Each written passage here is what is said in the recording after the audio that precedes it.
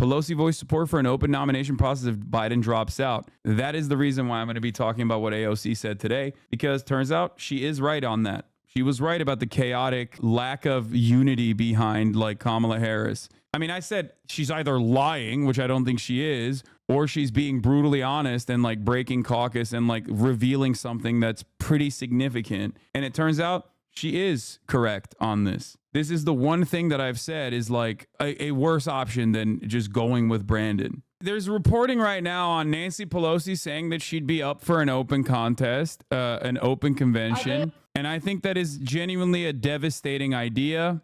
I don't think it's a good idea at all. Pelosi voicing support for an open nomination process if Biden drops out. It quite literally immediately proves what AOC was saying about the Democrats not having like a clear-eyed vision on a swift replacement. Some California House Democrats don't want the process to replace the president on the ticket to seem like a Kamala Harris coronation. And I think that that is a genuinely bad idea. I think that that spells chaos. It spells disorder. There is no world in which the entire American voter public that is like interested in voting turns around and says like, yeah, I like that the Democratic Party, which are supposed to be the adults in the room, cannot get their ducks in a row before the goddamn convention. This CNN article quotes you as a Democratic operative. Fuck it, I'm coconut pilled. I just want this to stop, said one well-known Democratic operative referring to an online meme that is taken off from an old video. You think you just fell out of a coconut tree? You think you just fell out of a coconut tree? You exist in the context of all in which you live and what came before you. No, chat, that's not me. They did not ask me. This is an anonymous quote from a Dem operative that is well known. Why would they put me down as a Dem operative? Why would I give an anonymous quote? Your confidence in Kamala seems wild, to be honest. What Americans want is a new ticket. They want someone they can be happy with, and that will never be Kamala. Kamala is new. Kamala is young. If Kamala has a solid team around her, which she currently doesn't, with good messaging, you absolutely could make a decent job out of Kamala Harris. She's 59. Yeah, guys, we're talking about the president. She's 32 years younger than the current person on the ticket. Or not 32, sorry, 22. You're right. I feel like you're radically overvaluing Kamala and undervaluing the interest of chaos. No. The benefits of having more attention and more eyeballs on an open convention do not outweigh the consequences of having an open convention. If you guys think this is chaotic, an open convention where like everyone is talking about, oh my God, the Democrats finally got their wishes. They finally got Joe Biden out, but now they can't even fucking have a consensus candidate. That is real chaos. You have not seen real chaos until you see what that looks like in the media. That plays itself out as total disorder, full tilt. Right now, there's like a little bit of will he, won't he situation. There's a little bit of interest. But if they were to replace the ticket immediately, swiftly, and then start moving on and be like, this is the new party. This is the new modus operandi. We're going to take it to the next level. We're going to take Joe Biden's vision and legacy, and we're going to take it across the finish line. And we're going to do even more than we did before. And they have solid messaging around it. And there is confidence.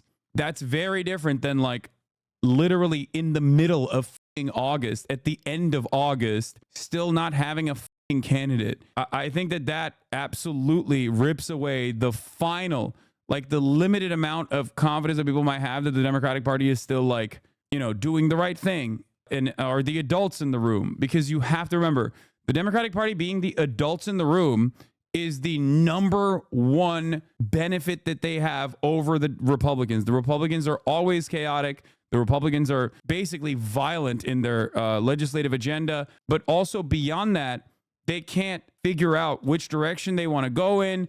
Some of them try to be more moderate. Others are openly being contentious and openly being aggressive towards women's bodily autonomy in ways that remind people that they took away abortion People look to the Democratic Party as the party that's going to defend democracy. People look to the Republican Party as the party, whether good or bad, as the party that's going to do their willing, okay? Do their bidding, and follow through on their agenda, no matter how chaotic and undemocratic that agenda might be. Absolute brain dead takes. Biden dropping out now is literally handing Trump the election. So dumb. You just came in here with zero analysis and just vibes, okay?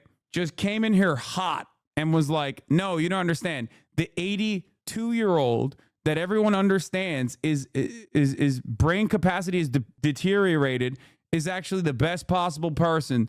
If they do a quick swap out, it won't work, dude. Kamala Harris also brings back certain demographics immediately into question.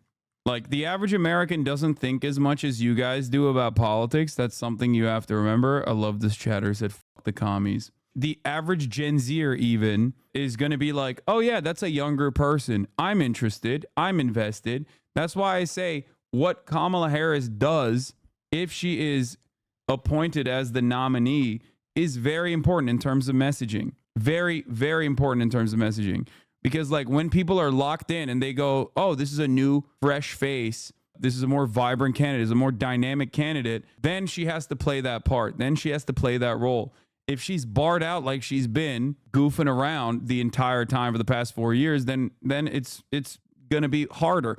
Easier than Joe Biden, but hard nonetheless. Because every single person that is polling for Biden right now, in every single poll that is being conducted, is going to vote for whoever the fuck the blue person is. Because their motivations for voting for Biden is not because they love Biden. Their motivations for voting for Biden, as demonstrated by those exact same polls, is that they don't want Donald Trump. That ambition was alive and well in 2020, and it certainly is alive and well in the 2024 election. We know that. We've seen it.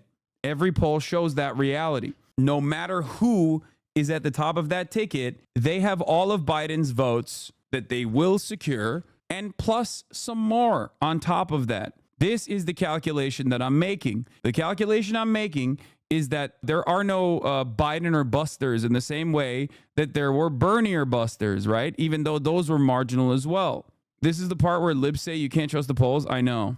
If you believe that, why not have an open convention? Oh, I've told you already. The reason why I don't think an open convention is a smart idea is because then you actually do have some people who are like, well, I'm a loyalist for Newsom. It's kind of like this. Twitch streamers know not to poll which game to play next. And they just play it and they say, hey, if you like it, you watch. If you don't like it, you don't. Why? Because if you poll which game you want to play next, you will lose more people, because the people that really wanted you to play one game will just out of anger not watch the other game. Not everyone, but a lot of people will turn around and go, oh, well, I voted for this game and now you're playing a different game. And you know what? Maybe I would have watched it, but I kind of don't want to watch that game that you're playing now. More importantly than that, an open convention is specifically dangerous because it shows that there is no consensus. Right now, Biden wants confidence from his party, and his party is not showing him confidence because they're seeing the polls. Biden is also relying on being able to get to the convention. True, democracy is always a bad idea. No, democracy comes after in the general election in this circumstance, but even then, it's not a real democracy. I'm just telling you guys, if you want my analysis on this, sometimes it's good to limit the options and then go, what do you want? Anyway, having said that, the Democrats already did that in the primaries. They stopped the primary process from actually occurring by literally making sure that no one else in the Democratic Party that had any viability ran against Joe Biden, because they didn't want Joe Biden to go out and have to campaign in the primaries. They thought that he'd be weaker as a consequence of that. They thought that people would hear him and go, oh shit, he's old. That's precisely the reason why they already shut down the democracy part. Open convention is the best to restore trust in the sections of the voter base, like Hispanics, young people, industrial belt. None of these people are coming out because, wow, she's younger than Joe Biden. She's being thrown into a defeat with no plan. No, the reason why I think Kamala Harris is like the swift replacement ticket is because it buys time to retriangulate the messaging around her. Because, again, time is of the essence in this circumstance. Every moment is going to count, which is why Biden should have dropped out far before this moment. I'm not saying Kamala's chances are an absolute lock. I'm simply stating that Kamala's chances are better than Biden's. And given that this is a close contest right now, that's good enough and with only upsides. Having said that, however, if Kamala Harris is the swift replacement and then she sucks, then obviously that equation changes. Open convention, on the other hand, will create a panic environment, will show that the Democrats do not have a good lineage, like a good lineup, a good succession protocol. You will have people with their own dogs in the fight. You will have people that will, at a moment when, the Democratic Party needs to be united, you will have people fighting against one another openly. The media will love the drama. Cenk disagrees with you on this. I know. I think he'll come around to this.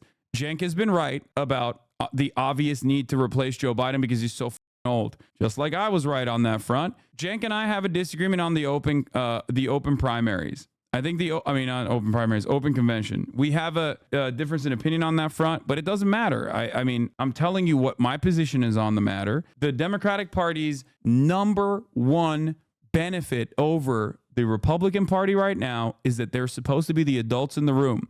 The Republicans are divided. The Republicans are chaotic. The Republicans spell disorder. They're led by a guy who wants to be a dictator. These are all of the concerns that the voters have about the Republican Party, and that's why they say they're never going to vote for Donald Trump. If Democrats basically cast that aside, if they just drop that, then they have nothing. They just have abortion. That's it. And as time passes, less and less people remember abortion and how Republicans took that away.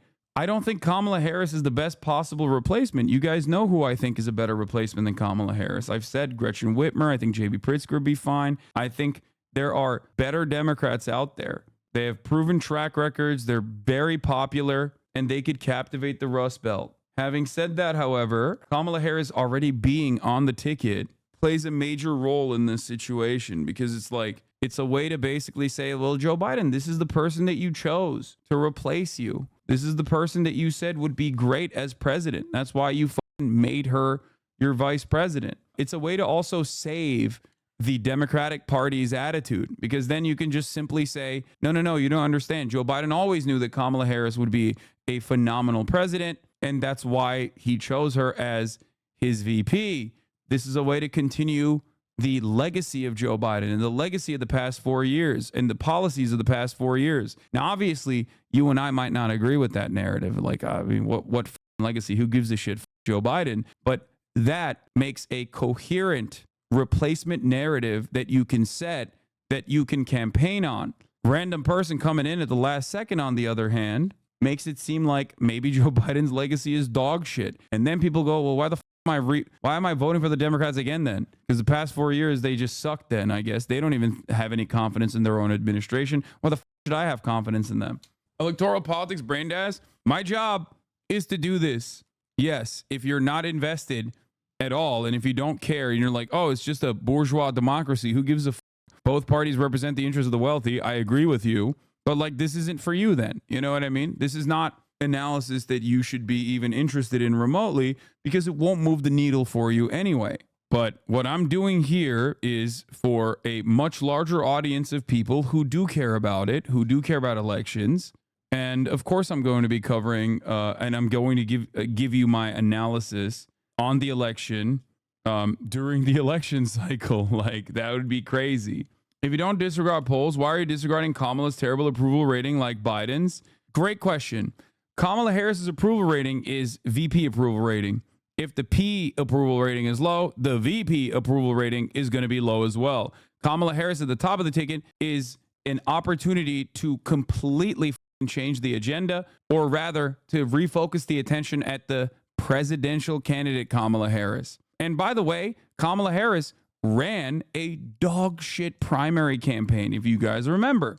The American people want someone who's not Donald Trump who can speak. I think that Kamala Harris is not Donald Trump, and she can speak. That's it. And the pressure on President Biden is growing for him to step aside. When does a decision need to be made here? Technically, not until the delegates vote. I mean, Democrats' convention is August 19th in Chicago. Many states have deadlines where names have to be formally submitted for ballots to be printed the days or even the day after the convention. That's the other thing. It's like if there is a contested convention, like it can run beyond the dates of the convention too, if I'm not mistaken. Yeah, Kamala is also more popular than Joe Biden, which is not saying much because Biden is underwater. Kamala's disapproval is at 50%, approvals at 38.6. Biden's disapproval is at 56%, approvals at 38.5. A YouGov poll conducted more Democrats and independents who lean Democrat prefer Biden over Harris as the nominee, 47 to 32, while 21% said they weren't sure. Margin of error, 4%. Yeah, I'm telling you right now, this is the reason why I said the replacement must be swift, and then Kamala Harris has to start campaigning like a demon. Do I really think Harris can beat Trump? I think, depending on how this campaign restructures itself and how it messages going forward, yes. Yes, I do. There are so many factors at play who her vice presidential pick is, because people will care about that this time around, perhaps a little bit more than they normally would, because this is a unique predicament. All of the polling being conducted right now is being conducted as Biden is refusing to step down. Is being conducted at a time when Kamala Harris's approval rating is still tied to the president, which is why it's lower than it would be. Like, if she's the governor of her own state, then her approval rating would be unimaginably high. This does not reflect the presidential ticket at all. It's like looking at Gretchen Whitmer's approval rating currently and then comparing it to Kamala Harris. It's like, no, that's her own person. That's being analyzed by herself. Kamala Harris as the VP, which is basically a secondary to the actual administration. If the administration is actually unpopular, then yeah, obviously Kamala Harris is going to be seen as unpopular as well.